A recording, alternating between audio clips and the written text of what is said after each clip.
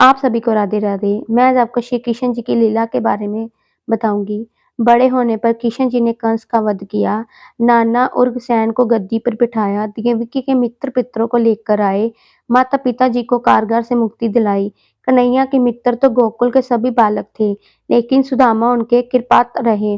कचिन सुदामा जी को वैभवशाली बनाने में दामोदर ने कोई कसर बाकी नहीं रखी। श्री कृष्ण जी के जीवन में राधा प्रेम की मूर्ति बनकर आई। जिस प्रेम को कोई नाप नहीं सका, उसकी आधारशिला राधा ने रखी थी। कृष्ण किशोर वय के हो गए तो महाभारत युद्ध की छाया पड़ने लगी थी। महाभारत में मुख्य अखान पांडवों का था, जिसमें हर पल कृष्ण उनके साथ है। महाभारत को अर्जुन व्यापार कहते हैं, तो कृष्ण जी ने इसे धर्मयुद्ध बनाया। युद्ध के शुरू में ही श्री कृष्ण जी ने कहा, जहाँ धर्म है वही कृष्ण है, और जहाँ कृष्ण है वही विजय है। महाभारत के छठे पर्व भीषण पर्व में भगवत गीता है। भगवान जी ने इसे गाकर अर्जुन को सुनाया, इसलिए इसका नाम गीता पड़ा।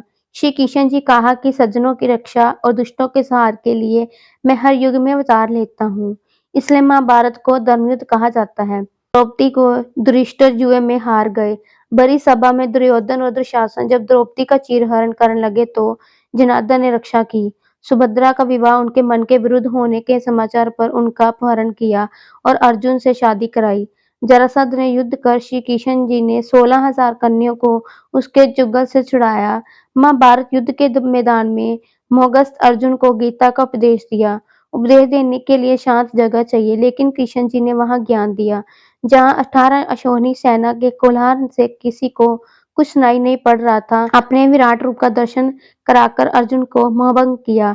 आत्मा के अजर अमर होने की बात बताई। जैसे युद्ध में ज्ञान है लेकिन भक्ति नहीं, उसी प्रकार अर्जुन में भक्ति तो थी लेकिन ज्ञान नहीं।